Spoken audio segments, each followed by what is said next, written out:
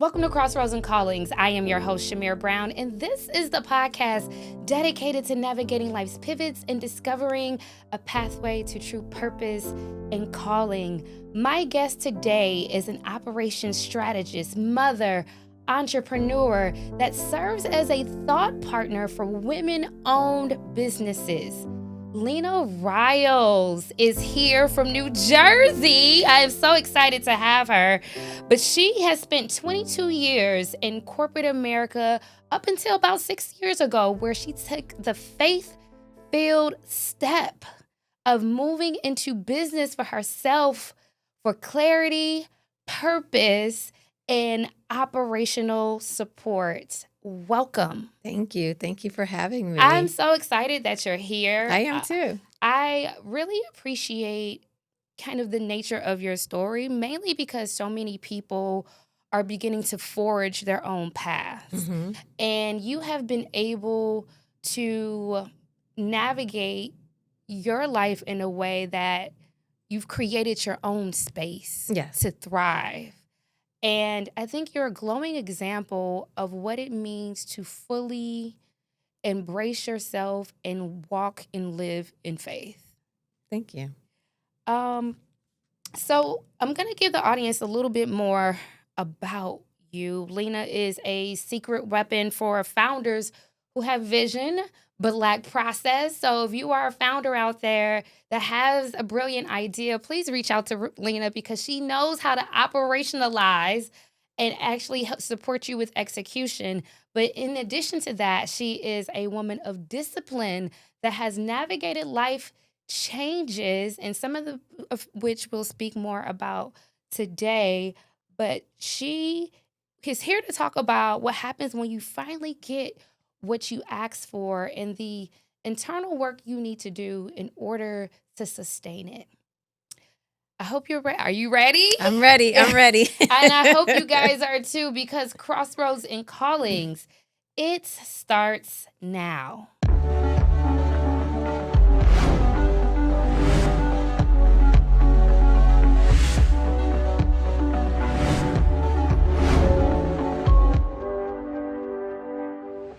Okay, Lena, I like to start these conversations by giving the audience a glimpse into the heart of the person that I'm interviewing, just so they can understand like where you're coming from and kind of your position and your purpose in your business as well as in life. So Mm-hmm. my first question to you is, how is it that you see yourself and describe yourself, and who is it that you aspire to be?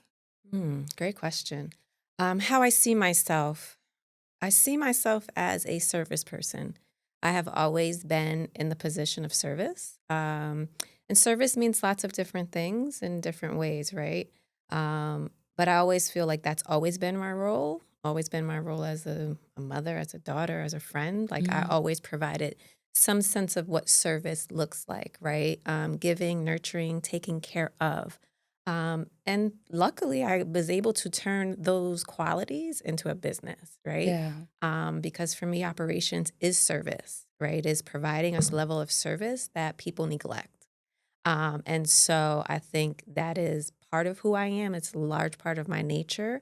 But on the other side of that, I'm also very creative, right? And so I like to cook. I like to bake. I like to do photography. I love music. And so when I can meld all of those things into one space, I think it's magic for me when I work, right?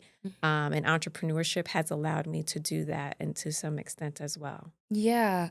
So I want to get into that aspect of service and how that correlates with your 22 years that you were in corporate America. Mm-hmm. Because 22 years, you don't hear that often. Most people, I think the turnaround time statistically at this moment is maybe 2 to 3 years. So how did service show up for you in 22 years at your former employer in corporate America? And what was that role that led to that type of longevity? Yeah, I think, I came out and started working in 1998. And back then, years of service mattered, Yeah. right? We were always loyal to where we were. And for me, I stayed for so long because I had a lot of life changes that have happened, right? And so while it may not have always been the space I wanted to be in, it was the space that I had to stay in, Mm. right? And so for me, I didn't know anything different. Like that's how we worked back then. We found a job and if it was good and we liked it, we kept it. I don't know that I kept it because I liked it per se. Mhm. I think I kept it because it served me Yeah. and not in the way that one would think a career normally serves you. So in 22 years, I had a lot of life changes. I went through 2 divorces. I went through a miscarriage and it served me because In mentally, what way? well, for 10 of those 22 years, I worked nights. Mhm. And in particular, most of my life changes happened in those particular 10 years. And nights was really a covering for me. And it covered me in ways I didn't know I needed to be covered, right? And so some of the things that I'll talk about today are looking back at a time Yeah. and understanding a time. And so 10 years of working nights is no feat, right? Yeah. And I remember you saying um, that's not where you wanted to yeah, it wasn't. be. I went to nights because I said to myself, well, in the next year or two, I want to have a baby. This was during my first marriage. And so I wanted a nest egg to stay home and be a mom, right? And I didn't have it. So I said, well, we have a night differential piece here. I can do this. And then once I have my baby, when I come back, I'll go back to days and pursue whatever it is I think I want to pursue, right? And it didn't look like that, right? Yeah. It didn't look like that. I ended up getting a divorce. And so then I was on nights. And the only way off of that was to find something during the day. And there were not lots of opportunities to move.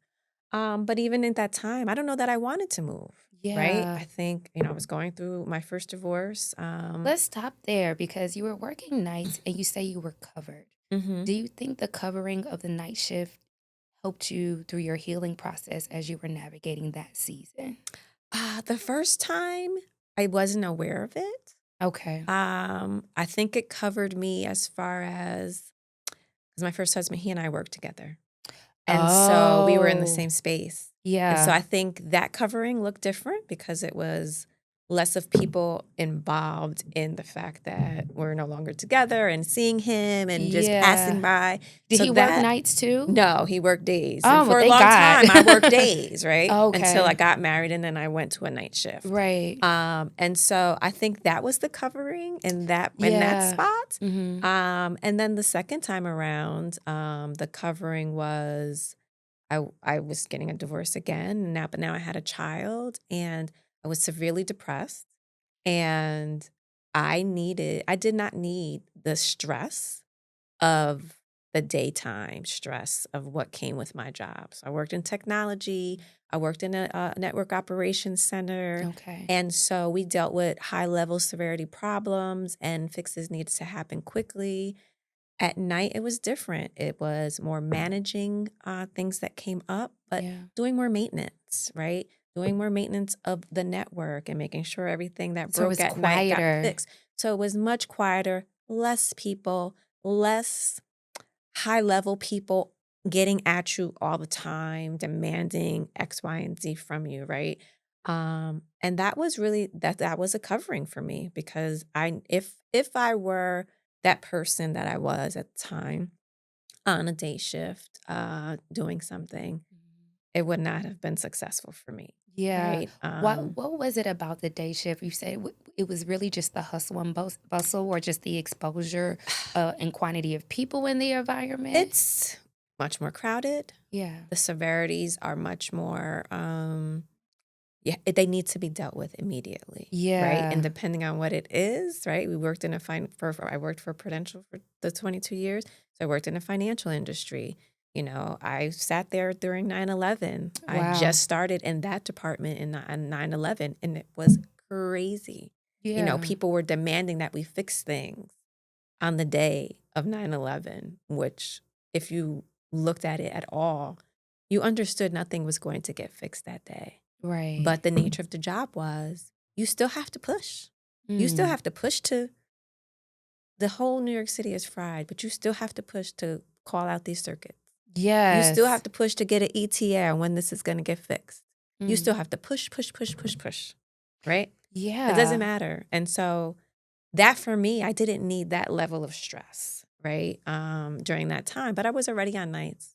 So I didn't know that what I did or didn't need. But for me, looking back at the time, it was the best covering I could have had for I myself. have some follow-up questions for Hmm. you. What was the time frame between the first divorce and and then the second divorce? Because that's a lot to happen in the span of It 10 is. years Right. to one person, Hmm. emotionally, especially in the kind of high intensity environment that you were working in. Right. Like, what was the timeline? So let's see, maybe 2008 and then 2015. Okay, so Yeah. about 7 Hmm. years between the two. And then you talk about a lot about being covered and not and but seeing that in hindsight. When did the hindsight happen? Was it on your in your transition after the 22 years, or it was like in the midst of your career and your time there, like, oh, I really needed Right. this? When did that reflective moment happen? I think I've had pockets of reflection, Okay. right? I think the deepest reflection has been within the last 4 or 5 years. Okay. And so when I say pockets, like I was thankful, I should say, Mhm. that I didn't have to deal with high level stress, right? I understood that I had a short wire. I understood that I was depressed, right? I understood that I didn't want certain levels of responsibility. While I probably could handle it and be good at it, they just weren't for me at the time, right? And then when I became an entrepreneur, I think it's the most I've reflected on it, right? Yeah. Because I feel like my journey into entrepreneurship really wasn't one that I was seeking. Um, you I know, want to talk about that, yeah. and then we'll come back to like the pockets of Okay. gratitude because it's interesting how in the moment you called that season you called it your quietude, Hmm. and as you're describing it, it was a time of both s- uh, severe like life transitions and professional transitions happening at the same time, but then you transition to entrepreneurship and now you're having these pockets of of gratitude. um can you just kind of tie a bow on how these things kind of coincide? Yeah, I think sometimes we ask God for things and we say, oh, I wish I had this. I wish I was that. The things I was wishing for was, I think for me, I always wanted to be a stay at home mom. My life choices did not lend for me to be a stay at home mom, but the night shift lended for me to be a stay at home mom, right? Yeah. Because I worked 3 nights. Most of those nights I worked home. So 2 of the nights I worked home, one night I didn't. Um, so it didn't look like what I thought it would look like in my mind growing up, thinking how my life would look, right? But we make choices, and sometimes those choices don't align with the things that we want to see happen and have planned. And so the night shift for me was that covering. Entrepreneurship is the same. It allows me to still be a full time mom. I get to make my schedule. I block my calendar. So I work 10 to 3. Mm. I choose not to work on Fridays. That's part of for myself, my own mentality, right? And Yeah. also just to be around, right? And to have that downtime. And so that's what that looks like, right? And I would have never thought that it would have looked like that, right? Yeah. And then when you're a single parent, you have other concerns on top of just work and being a parent. Everything is in your wheelhouse in your particular home. And so I never gave entrepreneurship a thought. Like, how could I do that without another person beside me to assist, Mm. right? But God said, go and do this. And that year, when He told me to do that, Prudential was offering a package. And I never really initially thought anything of it because, like I said, who am I as a single parent to go out and decide to do something different, right? Yeah.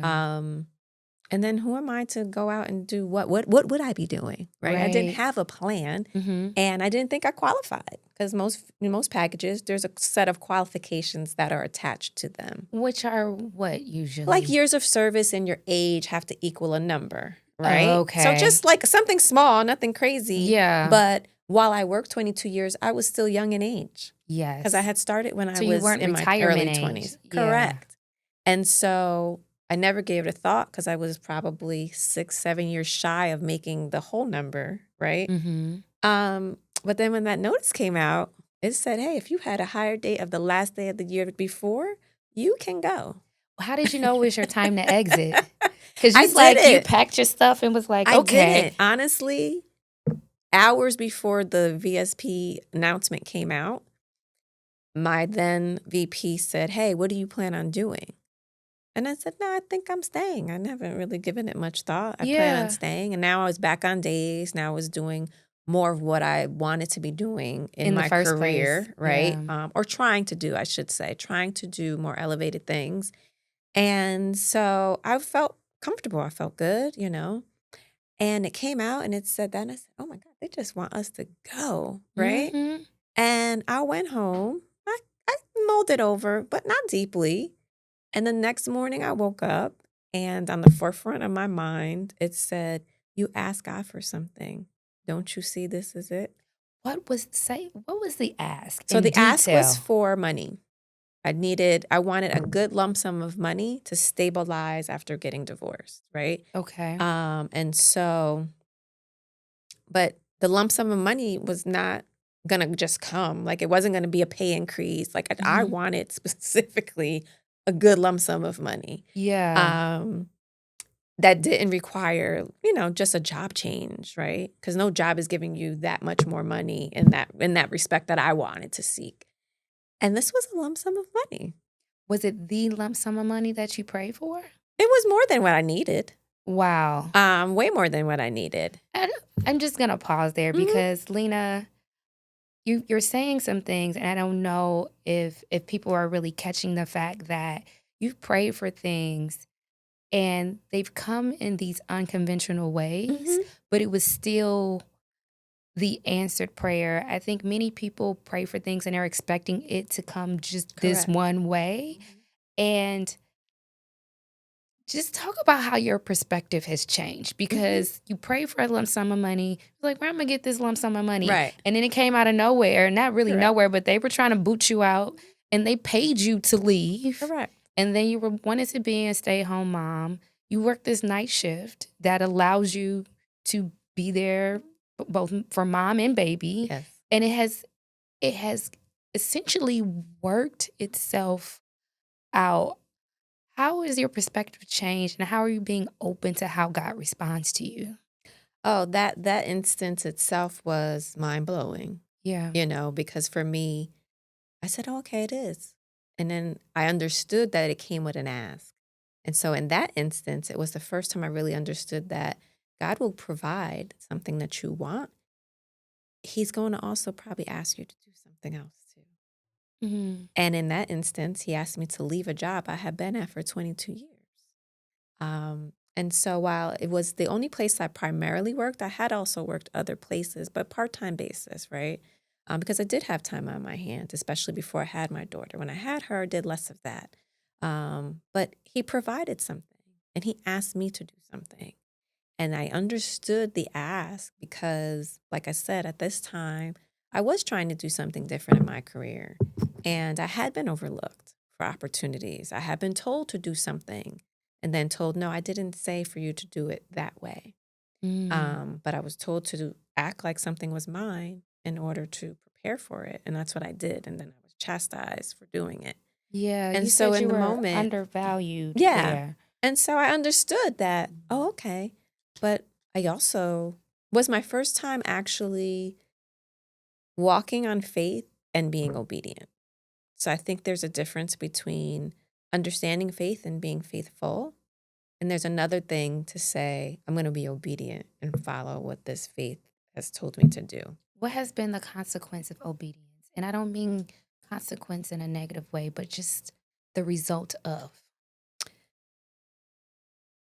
It has allowed me to release the fact that I need to know how everything goes. Mm. And so since I work in a space where I am doing lots of logistics and all the preparations and all that stuff, and because you do the same thing, right? Yeah. And so that's hard for a person that has that mentality and that's built that way, right? Like the person that is always structured and always knows and always the person that someone calls to do X, Y, and Z. And for you to go and say, God told me to do X and keep and continue to walk forward. Like my mother Yeah. was like, what are you talking about? Like you don't have a plan.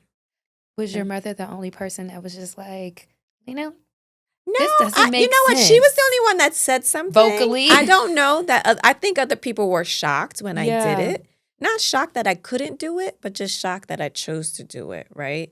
And also shocked because it had never been something I had discussed. Like I said, I had never. Somebody asked me, "Oh, did you always want to be an entrepreneur?" And I said, "No."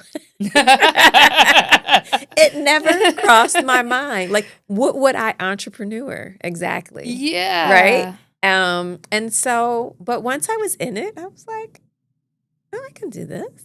Let's talk about the reinvention of Lena. Mm-hmm.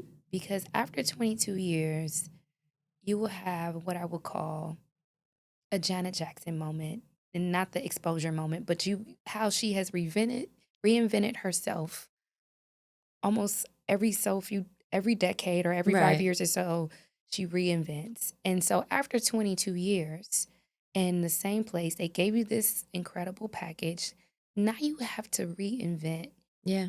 What was your pathway of reinvention? Honestly, when I first got out, I went to a recruiter because in my mind, I was just going to be a contractor. For years, people talked about the contract life, the contract money, how good it was, and blah, blah, blah, right? Yeah. Okay, let me go out and be a contractor. I can do project management, some level of what I was already doing, and run things in a certain way from a project perspective. And I did that for a year, and I worked side by side with a CTO, and that experience showed me how I can partner with someone, right? And then in that instance, I said, well, I'm not. I don't need to. I'm never really doing something for a full 8 hours anywhere I work, right? Because I'm good at what I do, You're right? efficient. So I can get in and get out. I can do this multiple places. And then I suggested it to him that he'd be in a client of mine once we fulfilled our obligations with our recruitment stuff. And he was okay with that. He was a little hesitant at first because he wanted the time. Like, well, what about me? And I said, okay, well, if you are my top client, then you are my top client. I give X priority, right? But I can pick up other things here and there. But that didn't work out. And that was okay because I also in my mind started saying, I don't know if this is the space for me. What was it Um, that stood at that you knew that wasn't the space for you? Because for 22 years, I have been an only Black female in every place I've ever been. Everywhere I've been educated, every place I've stepped in to work, I've always been the only Black female. And there was no different. And I knew that I wanted something to feel different about the work that I did, right? I wanted it to be special and to be cherished and to be understood, right? Yeah. And sometimes people hear those adjectives and say, but this is work. Like you want to be cherished? Yes, I do. Like I want my work to be appreciated at a core level, right? And when you work in corporate America and other spaces, they don't take it at the core level. It's like, oh, I pay you to do a job. And yes, you do. I get that. But there's some level of appreciation that needs to happen. And so after meeting, that ended with him. I met a wonderful lady out in Ohio, and she owned her own business, and she was looking for what I understood to be a project role. Mm-hmm. And she and I met, and we hit it off, and she took a little while to get back to me, but she finally did. And then she said, hey, but I know what we talked about, but I really would love to bring you on as my company's COO. And I was like, no, that's not what Yeah. we talked about. Right. Because you were still Uh, looking for contract well, it was roles. still a contract with her, but Yeah. it was going to be a fractional. So it was the first time I was introduced to this concept of being a fractional COO. Yeah. And I said to her, but why? And she goes, it's in my spirit to do this. and she doesn't do things lightly, right? Mm. And she said, I've thought about it, I prayed about it, and although we haven't started working together yet, A lady at this work is said this?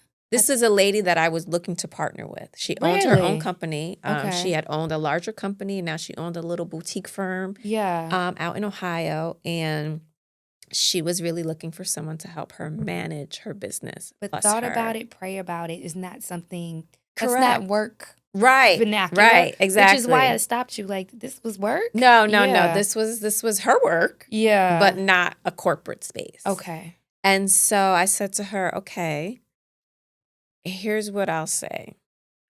I'm not 100% comfortable with what you're asking me because I don't know what comes with being this role, right? I had never looked at it, never delved in it. I said, but if you're willing to take the chance, I'm fine. Just be upfront with me when something is not right so that we can fix it. Because what I didn't want to happen was for her to say, oh, you're not doing X, Y, and Z, and now you're gone, right? Mm. Now, I can be gone for lots of reasons, and that's okay. But I don't want to be gone for a reason that you placed in my lap and asked me to do when I was clear I was not probably well suited at the time for it, right? Yeah. Was that a little bit of your trauma from the 22 years kind I of think coming it up? was more of just me. I don't like to go into anything I don't know, Right. that I don't have a clue about. I won't answer questions I don't really have an answer to. Like, I'm built that way, right? Right. Right. And so it was the first time I was okay saying, it's okay to not know. Go ahead and move forward. Mm. And then when I started doing it, I was like, oh, What why were are you we, afraid of? what were you even afraid of? Because Yeah. all it was ever is managing multiple business projects, period. Putting in systems into place, making sure things get done, holding people accountable, looking at their teams, making sure people are where they should be, how they're working. Should this person even be doing this for you, right? Mhm. All things that I already used to do. Wow. But thinking that, this title of COO came with so much more depth, so much more education, so much more certification, so much more of Right. all the things that we deem important, but really are not important, right? And so that for me was the pivot. That's when it really became a business for me.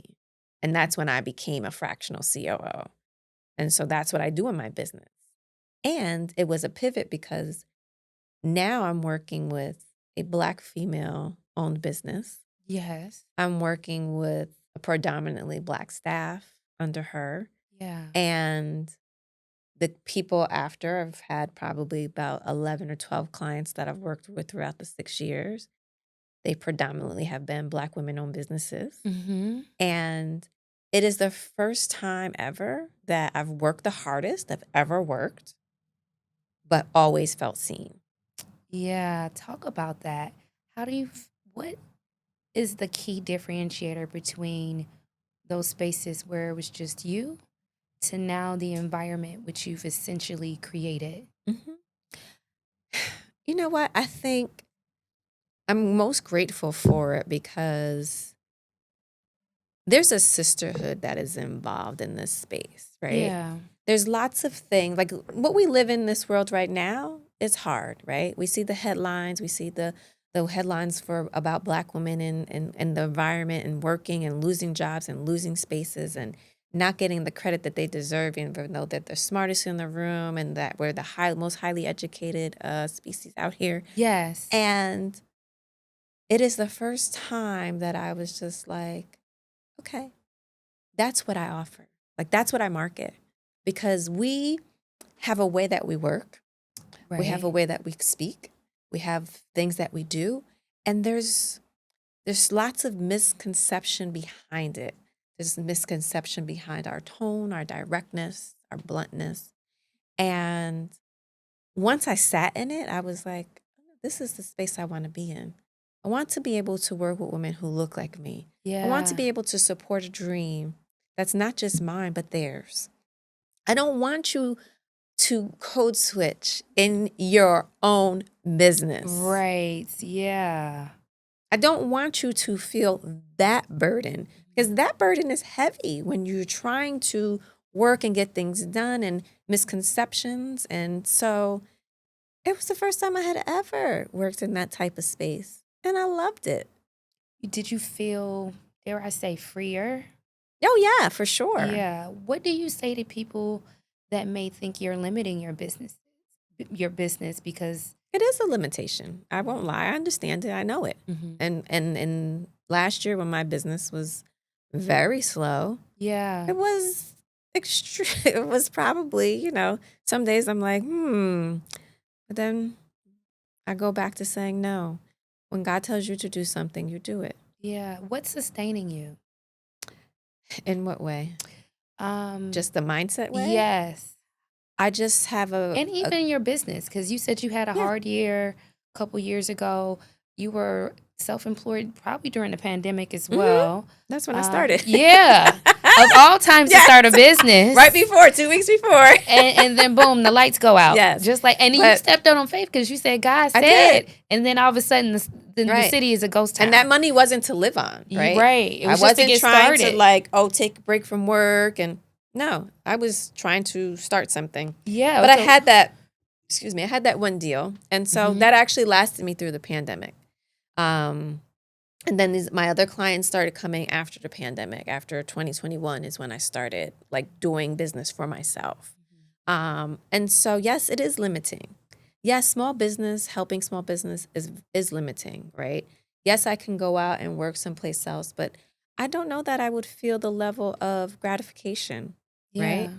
And I think for me, when I look at it, I say, wow, these people are putting their trust in me. They're putting their dreams in me. They want a right-hand person to come in and help them grow, sustain, whatever it looks like, clean up, whatever, right? Because operations looks like lots of different things. It does. And so I like to come in and just see what it is, see what is there. And each space has been different and unique from either what the person does for their own business Mhm. and what it is that I need to offer them, right? So yes, I'm coming in as a fractional COO in most spaces, but I'm not giving them the same things, right? Some person might be good in this space, but need more direction here, right? So I give different things. And so when people ask me what it is, sometimes I think people want this very cookie cutter, like, oh, do you have a little price? No, I don't. Yeah, like a menu almost. Because you're hiring a version of yourself when you're hiring me, right? You're hiring that person that if you went away on vacation, you're not interested in making any phone calls back to the office, Yeah. right? You're not interested in worrying about those things. And that's the role that I provide, right? And so it's been it's been a journey of trust where people are trusting me and I'm trusting myself. And I'm trusting that God is saying, hey, in these slow years when they were slow, something always showed up. Little Let's talk project about here, everything there. things showing up. Do you Mhm. have a story where something just showed up and came out of nowhere that you weren't expecting? Let me think. I have lots of stories Yeah, around that. because it seems I like think your faith is always Yeah. working. That seems to be a thread. And God has responded to you Yes. throughout this He process. has. Even when it was looking a little Yeah. bleak. I mean, I remember last year. Last year was probably my hardest year.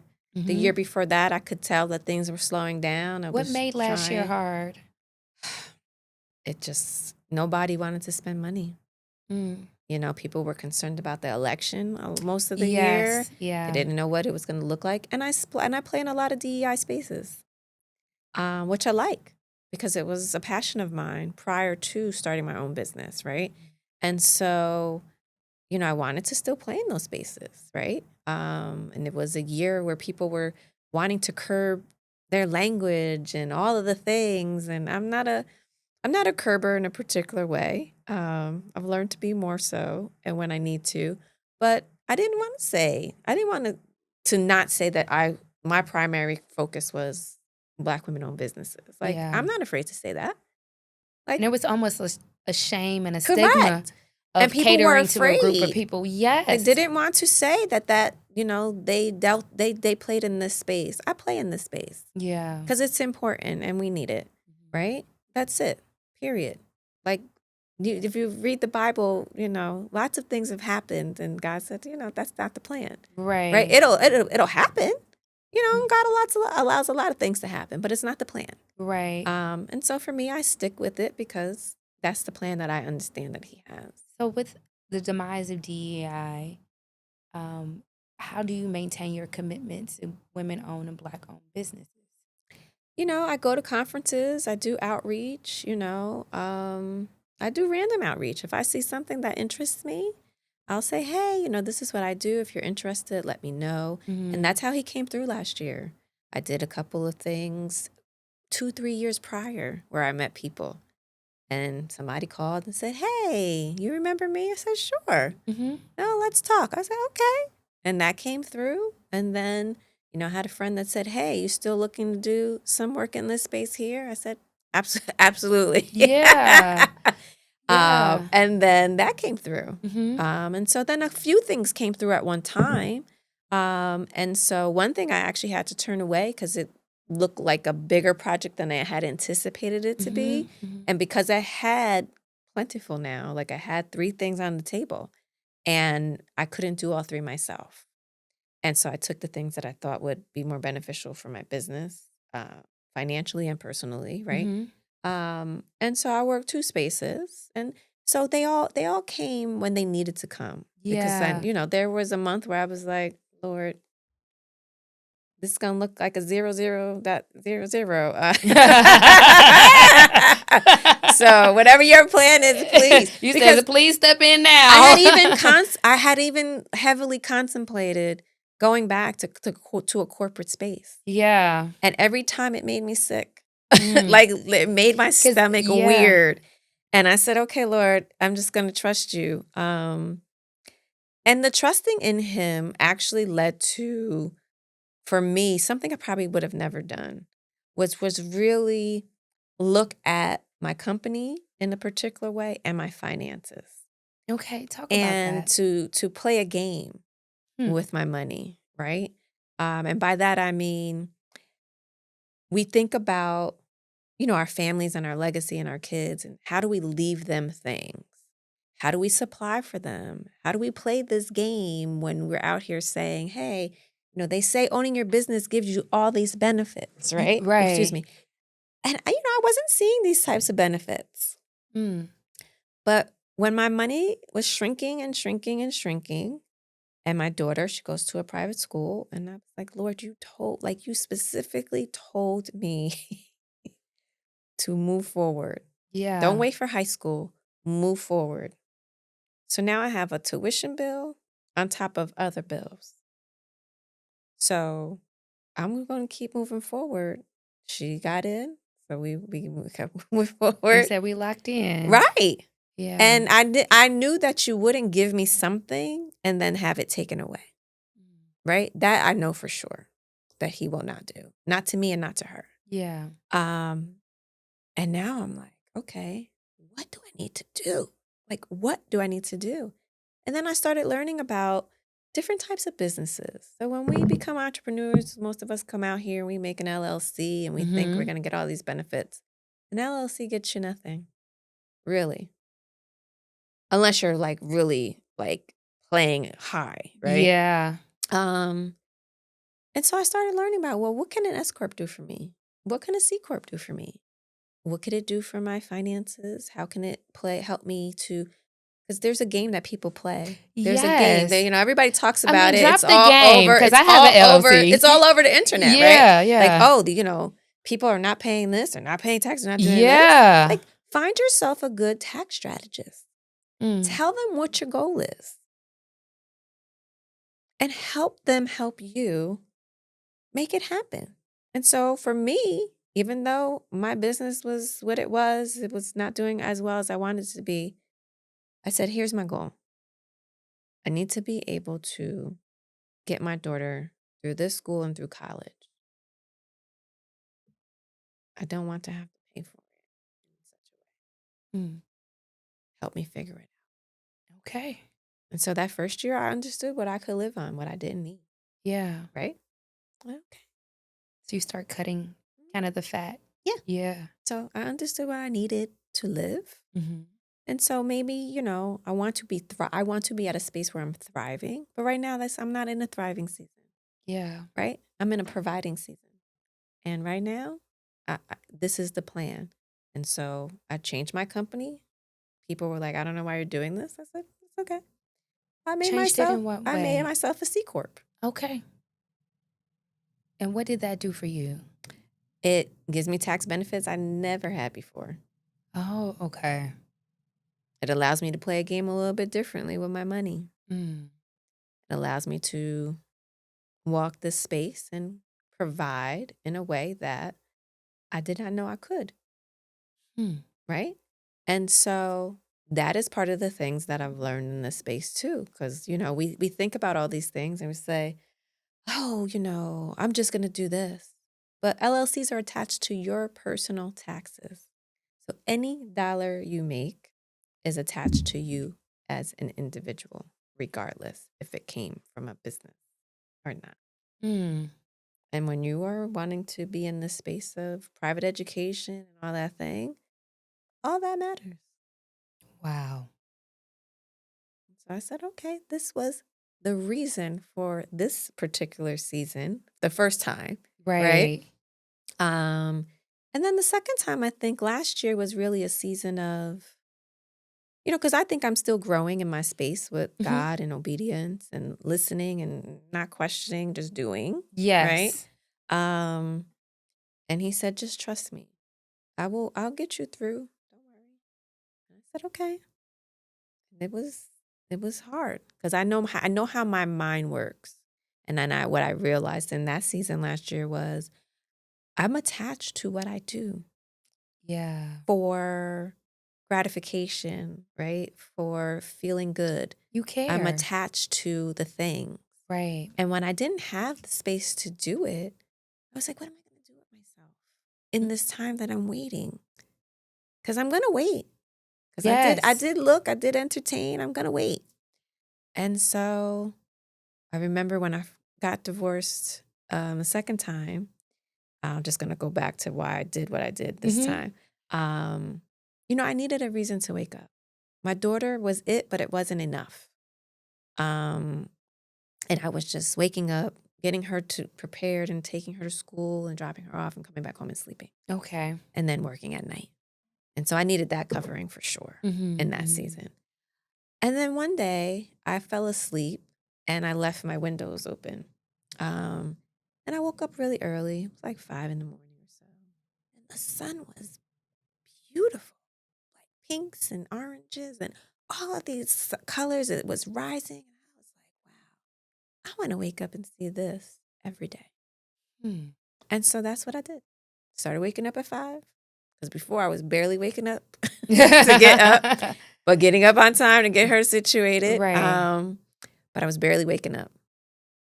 And then I said, okay, so I'm going to sit in this spot in my room, watch the sun come up, have my books and read and talk to God in that way. And so fast forward now, we're in this season of, lack, but not lack, I guess. Of waiting. Right? Of waiting. You were in a season and of preparation. waiting. And right. He said, what did I tell you before to do? And I said, okay. But I had still been doing that kind of, not as deliberately as I was doing it, but I was still an early riser, and I've done that all my life, really. But I started walking.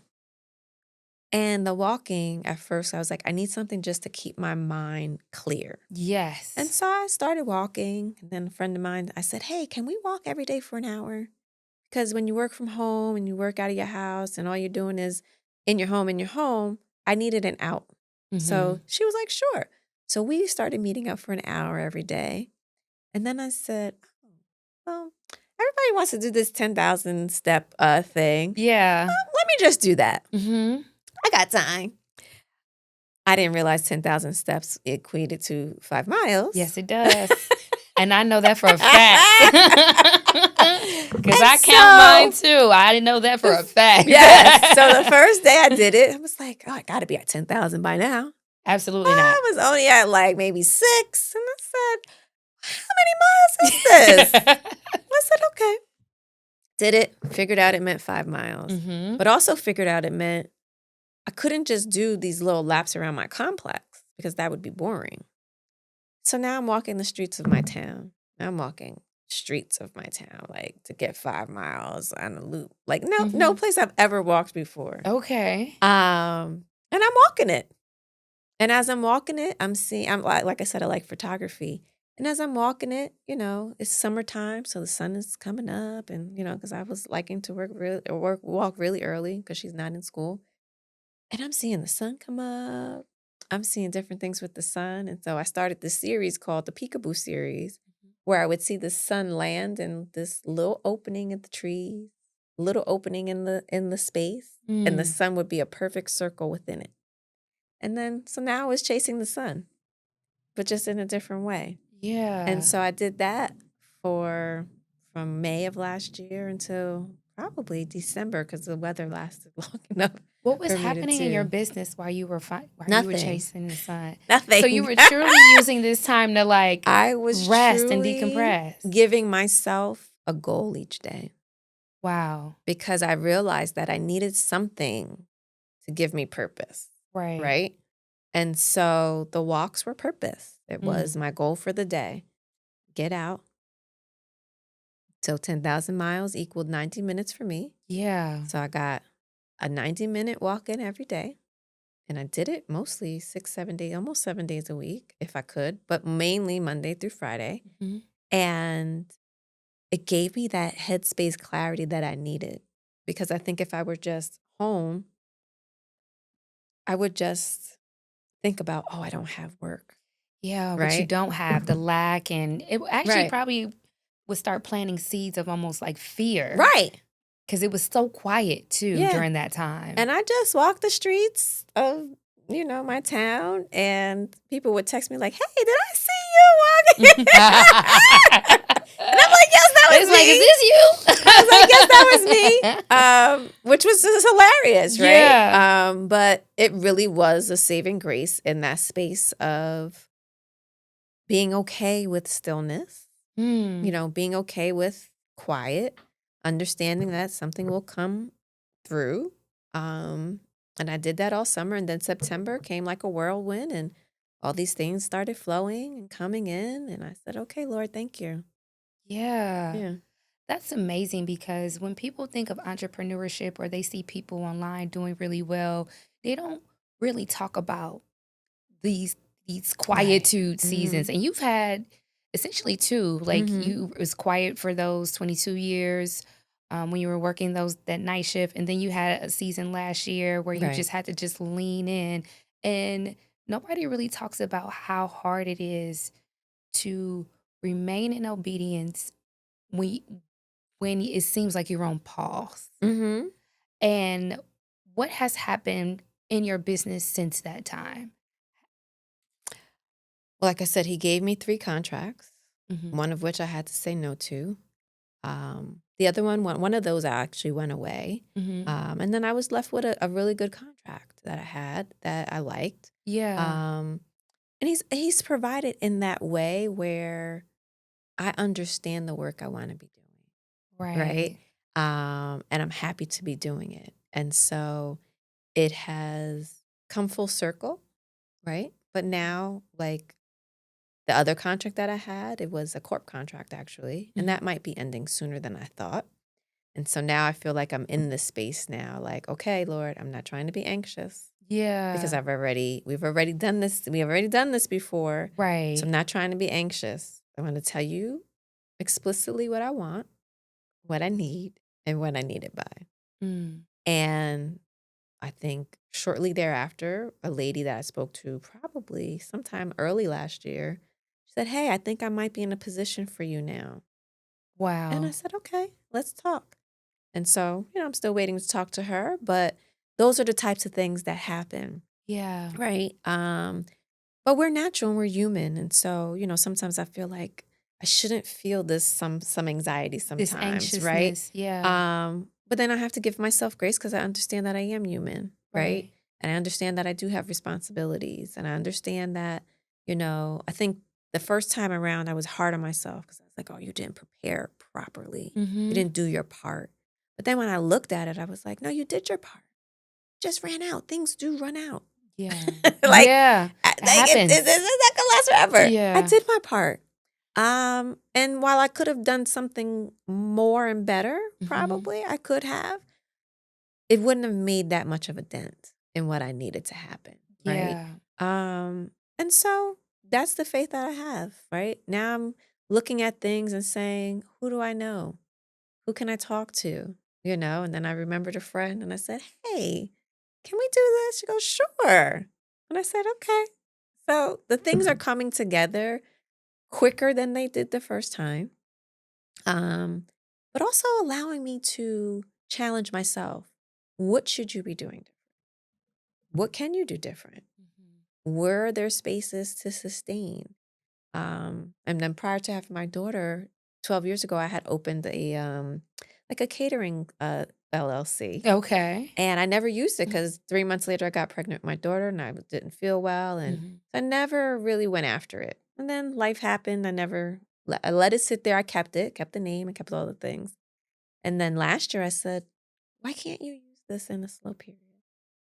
Mm. So let's figure out how to use it. So back to my tax accountant strategist and say, hey, how do I do this? What do I do this with? I'm going to Yes. reinstate it because I did not do the requirements like with the state for a couple of years. I said, so if I reinstate this, what can I do? So we talked about it.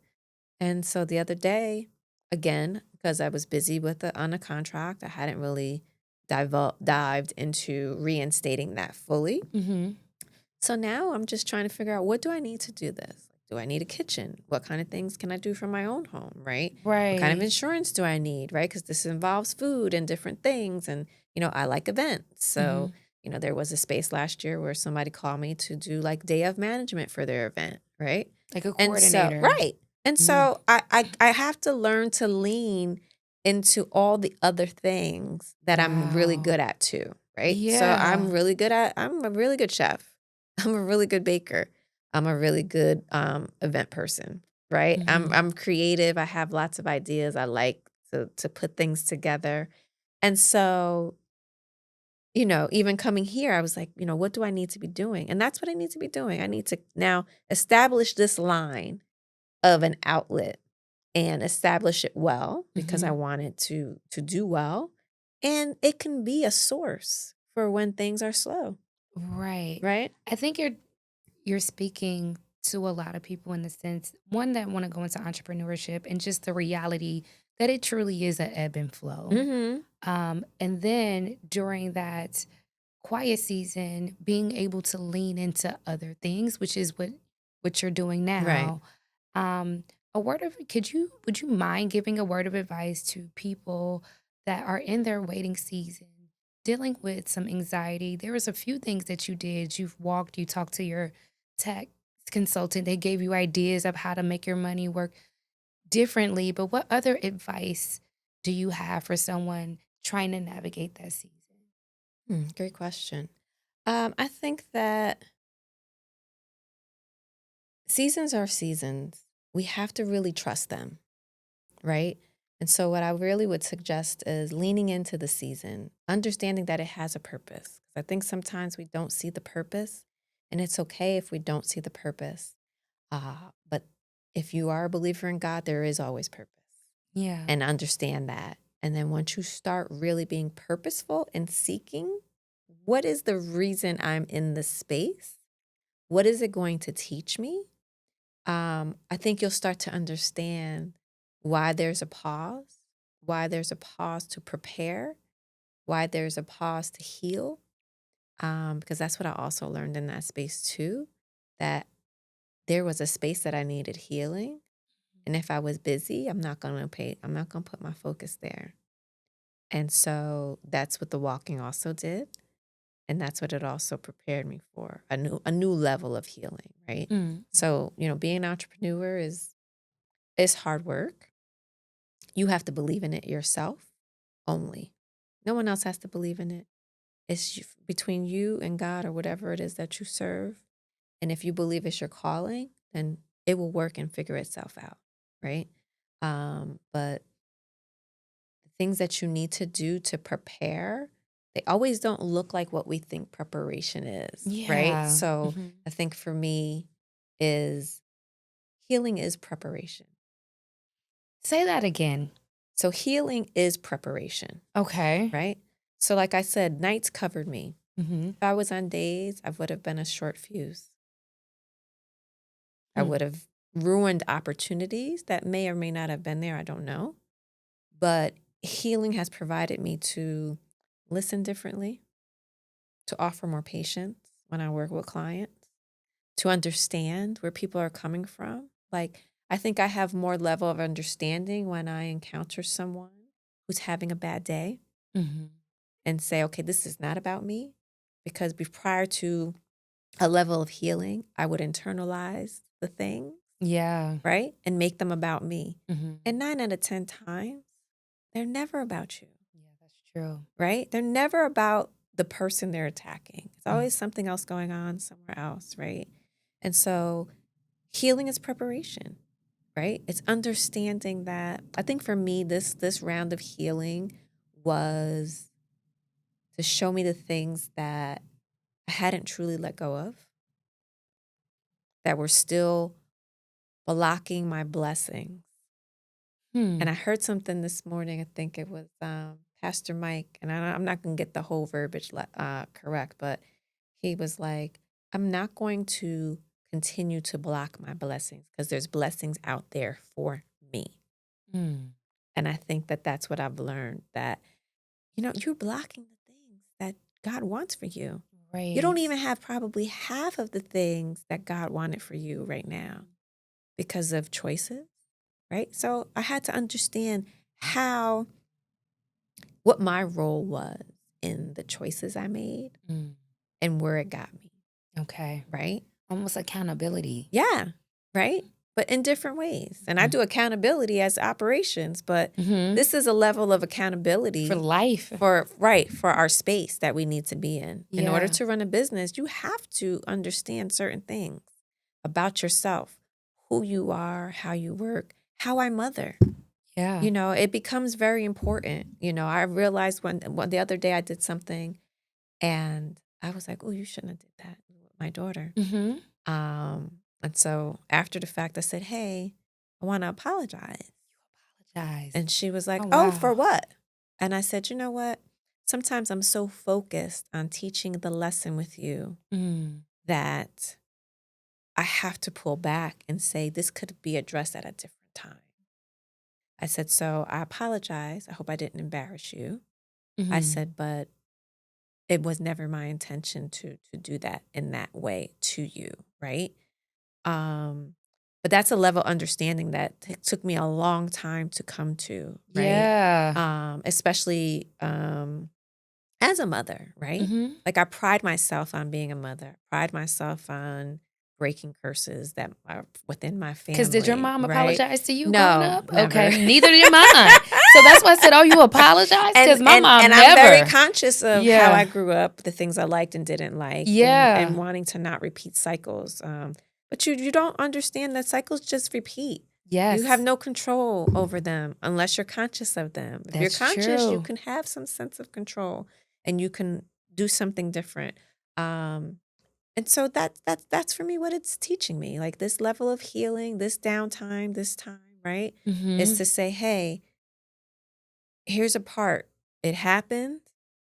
You have to address it now, Yeah. right? Because it'll be the benefit of all things, not just this part. It'll be the benefit of in my business because these are the attributes you have to bring for people to trust, right? And Yeah. if I walk out here and I'm saying I'm selling trust, because that's what I say, Mm-hmm. when people ask me all the things, they want technical terms, and I go, we can talk technical. Anybody can give you technical. You don't necessarily trust technical all the time. You can have a person that is fully certified in all the things. Like when I meet people and they go, oh, are you looking for people? And do they have to have this? No, they don't have to have it. Is it great? Yes. Yeah. Does it mean something? Probably. But if you are good at what you do, you are good at what you do. I don't That's care what it. certification you take. I'm not the greatest test taker, so I did not score well on SAT, but I'm smart. I'm smart in ways that other people aren't smart, right?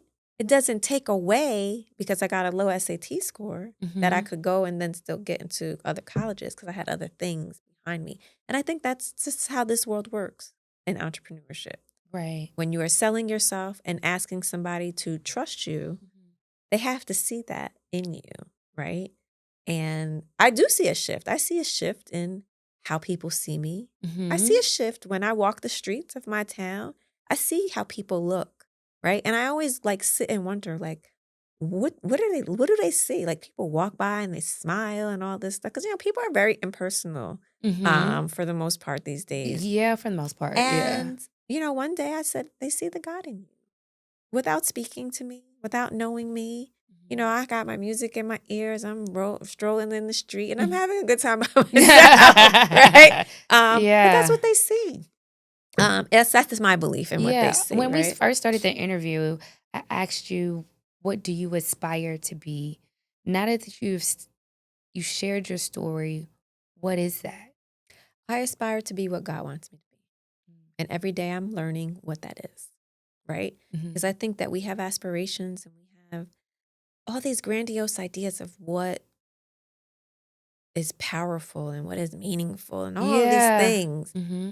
And it's really not that. Like I really want to aspire to be what God has called me to be.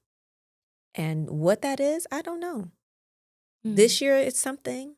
This year I'm learning, one thing. Next year I will learn something different. But each year I am trying to attain the goal of aspiring what God has asked me to become. Because he has asked us all to become something. He had a plan for all of us. And that's it. I want to live within God's will and plan. And do I make mistakes? Yes, I do. But for the most part, I think every day I'm directed towards sitting, reading, hearing, and understanding. Okay, this is your plan if it's in your will, right? Let's do it if it's in your will. And really feeling it, right? And knowing that, Yeah. you know what, this isn't just jitters in your belly. This is This is the real. Holy Spirit saying no or yes, right? Yeah. Because jitters also means sometimes to move Nerves. Like forward, you, right? yeah, you It's may like, want to. it's okay. It's not always bad. Yeah. And so that's what I aspire to be. Yeah. You speak a lot about like hearing from God, and you touched on it a little bit about having a feeling, but what are your other signs or validations that you are in purpose Hmm. and you're doing exactly what you're supposed to be doing? So I do daily reads. Okay. What I is that? have just spiritual daily reads. Okay. Or not only just spiritually based, some of them are just life based, right? Mm-hmm. Melody Beatty is one that I read. The Language of Letting Go was one I read, and she has two versions of that. And right now, I'm reading The Pivot Year, which I actually love. It's really short and quick. I started it. Yeah, and Yeah. it's beautiful. It And is. for me, I think when I first started hearing God talk to me, it was so weird but beautiful at the same time. During that time when I was starting to wake up to see the sunrise. Mm-hmm. And at first I would read and then talk to God, because at that time I was just starting a spiritual journey with God. And I didn't know how to pray. And I was very self-conscious of, am I praying right? Am I doing this right? Like, Mm-hmm. because there's a perfectionist side of me that I want to do the things right. If I'm going to Yes. do them, I want to do them right, and I want to do them well. And so I didn't know. I didn't know what to pray about, what to do. So I said, I'll read first, and then whatever the reading said, I'd pray. And I never got really any satisfaction out of that. And then one day, I said to myself, why don't you just talk and then read?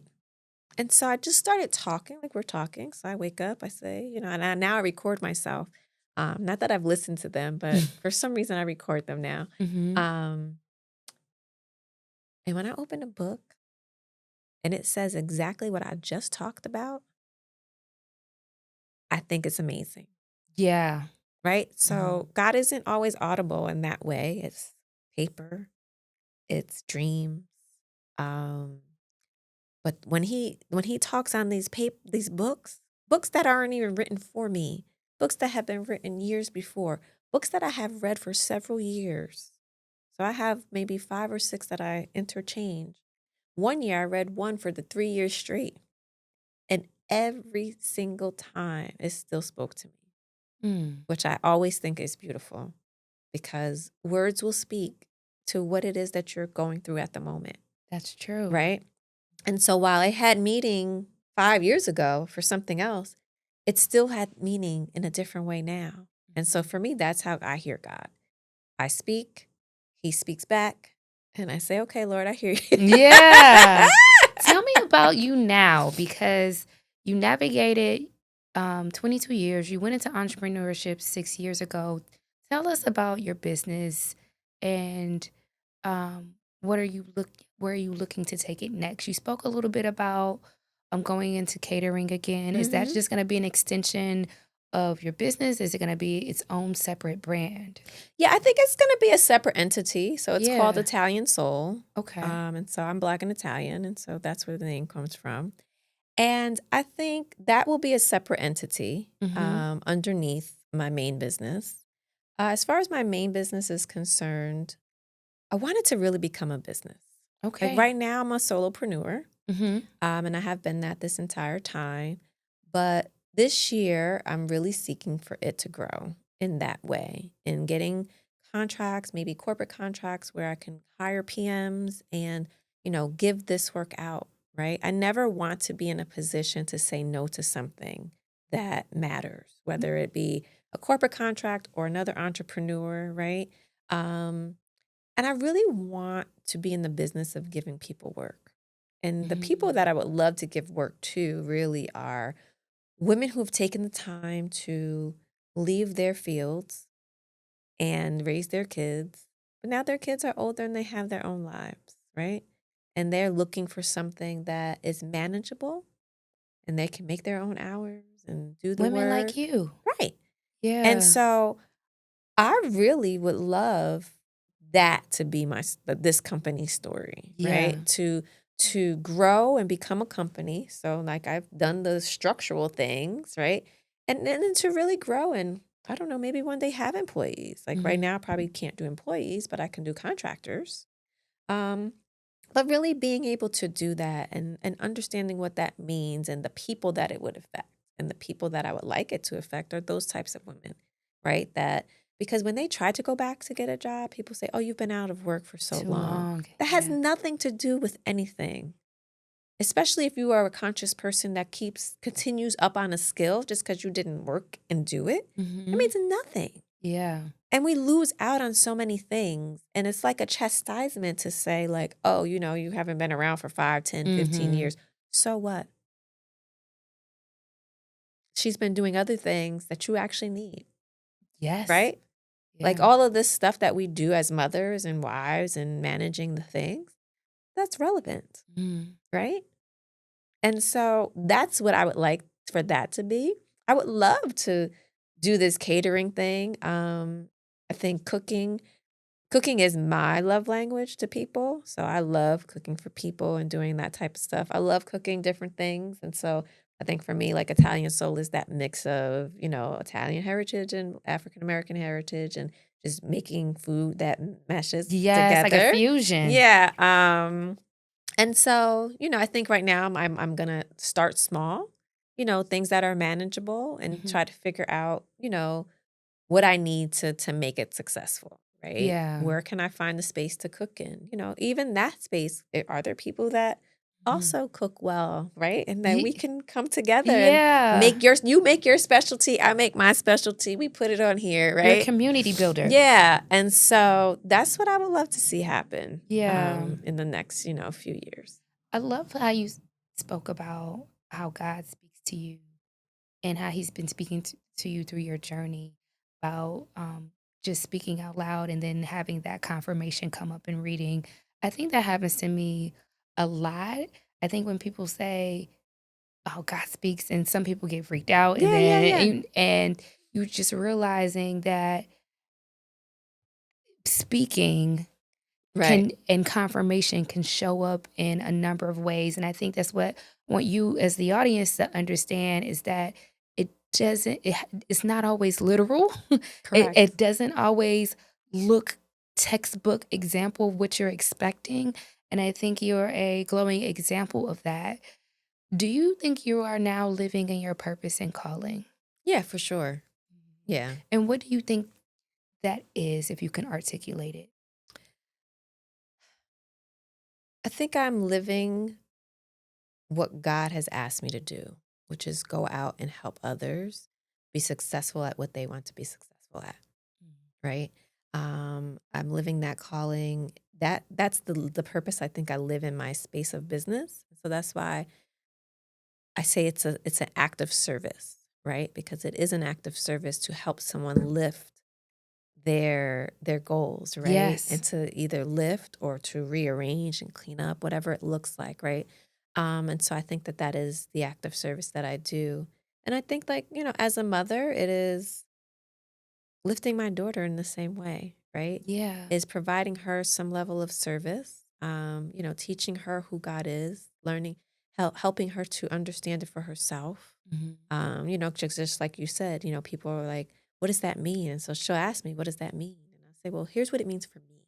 Yes. Because I Yeah. don't want you to do it for you. What happens to me may not happen for you. That's true. But when you see it and hear it, you will know that it is God. That much I do know, Mhm, right? mhm. And just for her to have her own journey, I don't know that we teach our kids that. I didn't grow up that way. No, neither did I. I didn't Yeah. grow up in a church. I didn't grow up knowing the Lord. Like I said, this journey for me has been, I don't know, since 2015, Yeah. right? So 10 year, little over 10 years, but growing each year and really, trying to pass that type of legacy along. Mhm. Like, how do you survive? And she understands what the survival part of it means, right? Like I had to, we had conversations about things and I've shown her, like, hey, this has happened for you only by the grace of God. Yes. No other way Yeah. has this happened for you, right? Mhm. So I think she's hearing and learning, and I've always been a believer that whether a child understands or not, they'll see it one day They and then watch they you. will say, oh, Yeah. this is what she was saying all along, Yeah. right? And she'll have that moment. I said, luckily for you, you don't like, so we do reads ourselves. Mhm. So she has a book, I have a book, like that we read together. Um, and I just hope that it's a practice that sticks with her, But if it's not, it's fine. She finds her own way to figure that out for herself.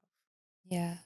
As we get ready to end the interview, I always allow my guests to give some last words, some how tos. You've dropped a lot of gems Oh, throughout thank you. the interview, but I always like that audience guest kind of personal moment. Hmm. And if you could maybe direct your attention towards the camera and just Sure. really share what's in your heart that you think would help someone maybe going through entrepreneurship, going through a quietude season, feeling anxiety, just learning how to trust God. I grew up in the church, so when you said that, when I said me too, I was like, I didn't have a choice. My mom was like, we Right. Jesus over here, Uh-huh. and if you do anything else, that's it's up to you. But like, there are a lot of people that are new or even seeking Hmm. faith and something to believe in, especially in these times. Yeah. So, I want you to take a moment and speak to those people. Sure. Yeah. Okay. Thank you.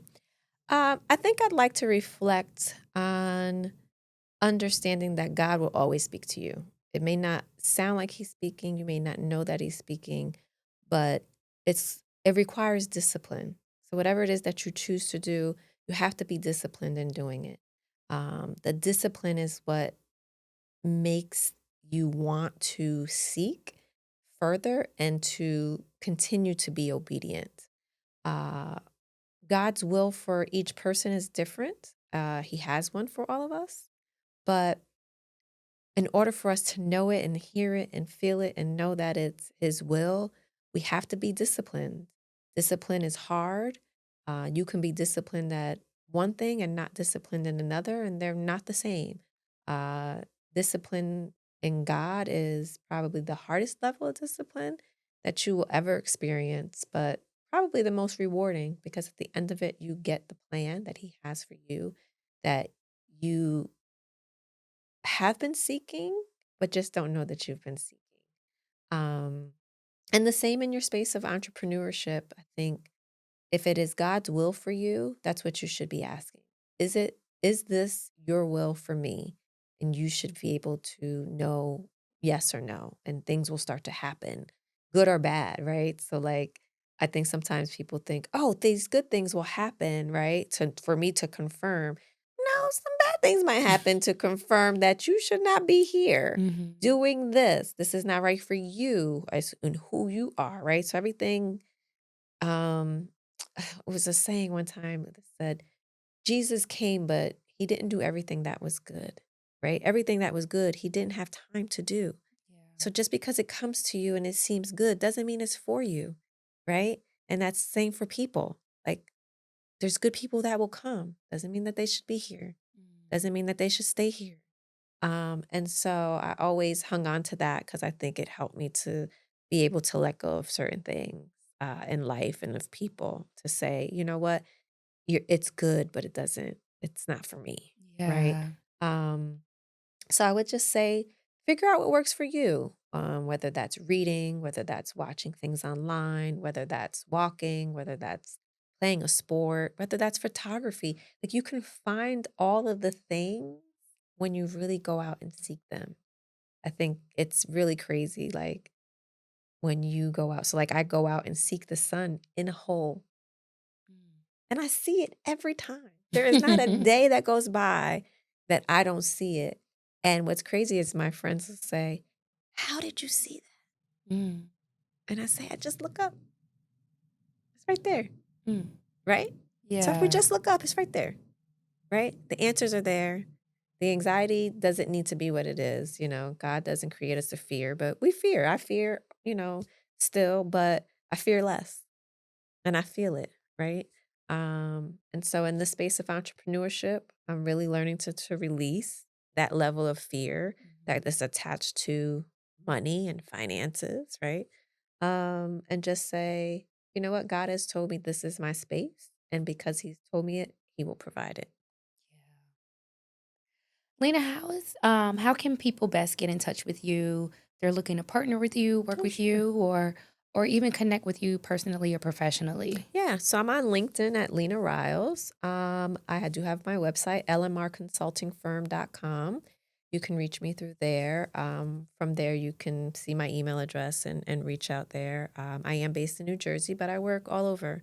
Most of I probably only had one New Jersey client in this whole time. Okay, you have a global company. So I have a nationwide company, yes, Yeah. which is great. And I don't do really social media in this space. Okay. So I don't have that. But yeah, my website is a very good place to start. LinkedIn, I try to be active on LinkedIn. I try to tell stories like this that are, moving and also connect back to what I do in my Yes. business. I try to be relatable in that way. But yeah, LMR Consulting Firm is my business. And thank you so much for having me today. I will drop Lena's contact information in the lower thirds here, as well as in the description. I'll have an active link directly to her website. So if you wish to connect with her, reach out to her, or even speak to her about some of her experience, I'm certain she would love to drop some more gems, share her advice. She's very personable. She reached out to me, and this is how we got here. And who knew, right? Right. But thank you so much for sharing your story and trusting me and my audience with just your heart, your vulnerability, and your journey. Grace and gratitude. I'm eternally grateful, especially that you flew here in the Chicago weather. Has been interesting. It could have been worse. I'm just glad it wasn't. When I tell you, My mother had to drive to Florida because she missed her flight because all the flights were canceled for the storm, and she had a cruise that she didn't want to miss. Oh. So when she took off driving from Chicago to Florida, I immediately was like, please, Lord, please allow you. Because we just had beautiful weather. Yes. And I was like, oh, this is all working to my favor because we're going to go in and I'm going to be able to be outside. And no. And just like that, life changes. It's okay. But I'm so glad that you made it. Continue to be a friend of the show. You're always welcome back. Once you launch your catering business, if you want to give us where we are now, Jim, we'll be happy to share an update. And for those of you out there, Crossroads and Callings, we are live on YouTube and all podcasting platforms. Please share your crossroad moments with us. And if Lena's story spoke to you in any way, please add her and share, because I'm certain she would love to just hear your feedback and experience some of your love. And until next time, please use your crossroads to get you to your purpose and your calling.